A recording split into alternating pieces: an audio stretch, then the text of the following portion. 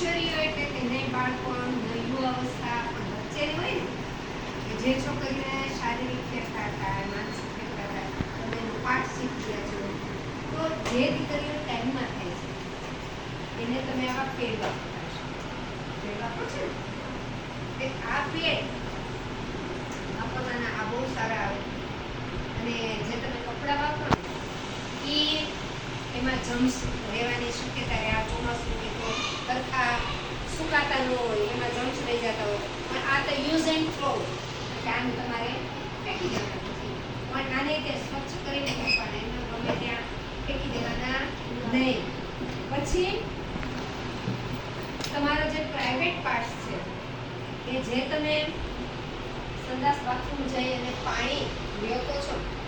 પણ એમાં જમ્સ ના રહે એ માટે આ ડેટોલ જેવી વસ્તુ છે પાણીમાં સેજ નાખી અને જો તમે પ્રાઇવેટ પાર્ટ સાફ કરો તો શું થાય એમાં તમારે કારણ કે એ બંધ જગ્યા રહે છે સતત તમે ત્યાં કપડાં પહેરી રાખો છો ને એટલે ત્યાં હરખી સ્વચ્છતા ઘણી ન થતી હોય તો આ સ્વચ્છતા ઘણી ઇન કેસ કાંઈ પણ તમારે વ્હાઇટ નેપકિન છે એ લૂછવા માટે છે કાંઈ પણ થયું હોય તમને તો પાવડર છે એ પાવડર છે હમણાં દેખી તો આ 3 થી 4 પીસ છે આ તમને આખું બોક્સ સરકાર તરફથી મળ્યું પણ આ બોક્સ છે આમ નહીં તમને આપવાનું છે જેમ કે જૂના અત્યારે તમે લઈ બરાબર છે પણ આમાંથી પછી આપણે જો નહીં થાય તો આપણે એક વસ્તુ